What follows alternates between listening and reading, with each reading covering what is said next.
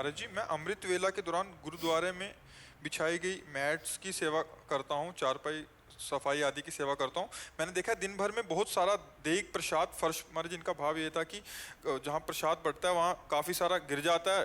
कुछ तो जो उठाने वाला होता है उठा लेते हैं, कुछ वो उसके साथ ही पाँव के तले के साथ ही चिपक जाता है नीचे। तो महाराज जी ये चिंतित होते हैं कि उस प्रसाद के बारे में चिंतित हूँ कि मैंने महाराज जी सत्संग में सुना है कि प्रसाद की कितनी अहमियत है। मुझे बहुत, चिंता हाँ, होती है कि कहीं बिल्कुल मेरी इस बिल्कुल। सेवा के द्वारा कोई पाप तो नहीं नहीं, बढ़ रहा। आपका पाप नहीं, लेकिन हमको उन जनों से प्रार्थना करनी है कि जो लोग प्रसाद लेते हैं, अगर उनके कानों में शब्द पड़े तो प्रसाद बहुत महत्वपूर्ण होता है। एक एक कण प्रसाद का उतना ही लो जितना पा सकते हो, और ऐसे सावधानी से लो कि वो पैरों के नीचे ना गिरे।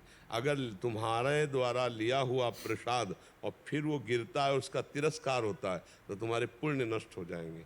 इसलिए प्रसाद उतना ही लो, लेना चाहिए प्रसाद, भगवत प्रसाद, गुरु प्रसाद लेना चाहिए, पर उतना ही लो जितना आप बहुत सम्मान से पा सकते हो। ऐसा मत लो कि पाया, और वो कोई होटल का भोजन नहीं है कि आपने आधी थाली पाया और आधी थाली फेंक दिया, या आप ऐसे ले लिए कि बिखरता हुआ चला गया।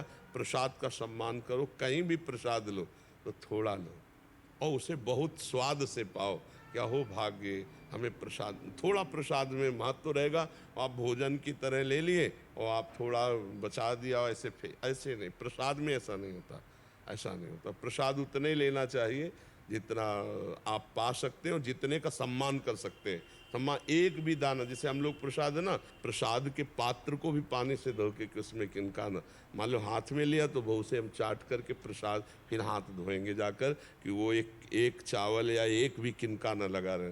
तो ये बड़ी असावधानी लोग करते हैं। जो इस तरह आप जो प्रसाद की गति बता रहे हैं कि वो पैरों के नीचे भी गिर जाता है, तो जिनके भी पैर पड़ते हैं उनका भी सुकृत नष्ट होता है, और जिनके द्वारा ये क्रिया होती उनका भी सुकृत नष्ट जैसे होता मैं सेवा करता हूँ तो मेरे भी कभी भी पैर लग जाते हैं।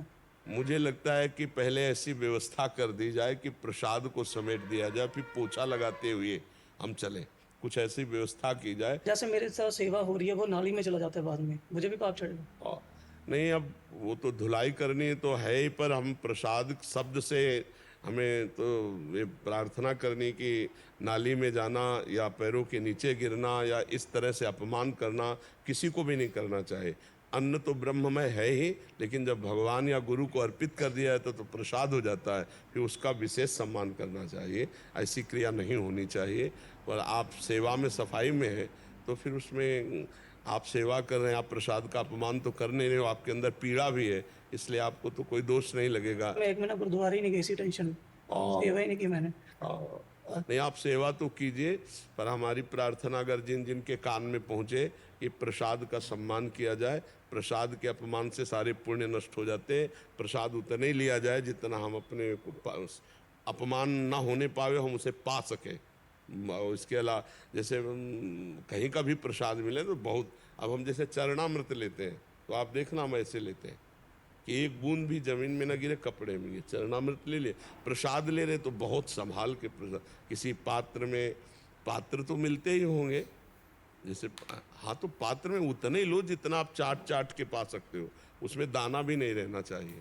प्रसाद की महिमा यही है ना, गुरु प्रसाद मिला है गुरुद्वारे से, अहो भाग्य, तो आप उसको ऐसे पाइए कि प्रसाद की महिमा की तरह चाट करके कि कहीं दाना ना रह जाए, और फिर पात्र जहाँ रखे जाते हैं वहाँ